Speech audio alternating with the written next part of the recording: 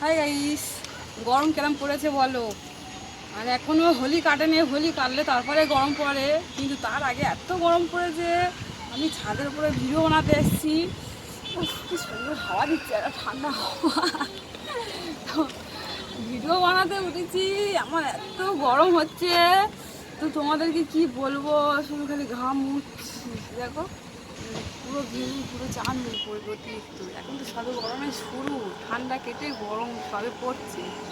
তারা সাপোর্ট করছেন না, উল্টে আমার ভিডিওতে বাজে বাজে কমেন্ট লিখছেন। তো তাদের উদ্দেশ্যেই বলছি যে আমায় দেখে জ্বলছে যারা, চাইছি তাদের বলতে পিএনপিসি না করে তোর চরকায় তেল দে। আমি তো তোমাদের মানে জ্বলবার জন্যেই তো আরো আরো বেশি করে ভিডিও বানাবো। তোমরা কত জ্বলতে পারো আমিও দেখবো, ঠিক আছে?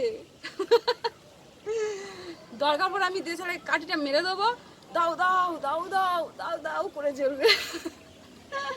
তারপরে কি হবে বলো তো? যদি দেখি সহ্য করতে একদম পারছো না, ঠিক আছে, আমি ভগবানের কাছে দয়া চাইবো, ভগবান একটু পানি দাও, পানি में चीनी जैसा घोले राजा जी, घोले राजा जी, কোমরিয়া ঘোলে রাজা জি।